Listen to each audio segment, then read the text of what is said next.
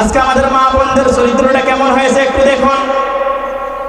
রংপুর কেরানীপাড়ার ঘটনা খুব মনোযোগ দিয়ে শোনেন। রংপুর একজন রিক্সা চালক বাবা, তিনি সারাদিন রিক্সা চালায়, আরেকটা ভাড়া দিয়ে বাসায় থাকে।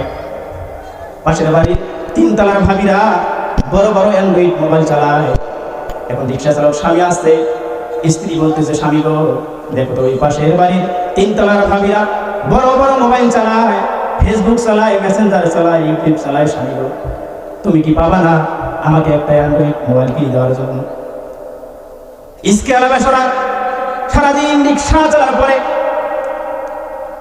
হালকা হালকা একটু টাকা জমা করে বৌজি তো আবদার করেছে, বউ সামান্য একটু শিক্ষিত, তিনি আবদার করেছে একটা অ্যান্ড্রয়েড মোবাইল চালাবে।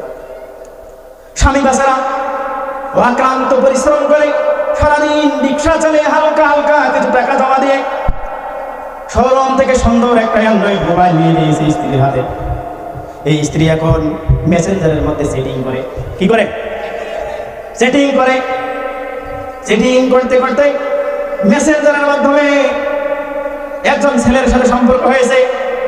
সম্পর্ক হওয়ার পরে এই রিসেন্ট ঘটনা, কয়েকদিন আগে বেচারা সারাদিন রিক্সা চালার পরে রাত্রি 11টার সময় বাসায় এসে আর বিবিকে ডাকে, দেখে বিবি দুইটি সন্তান বাসায় রেখে অন্য পর পুরুষের হাত ধরে হিজরত করেছে। সুবহানাল্লাহ বলেন।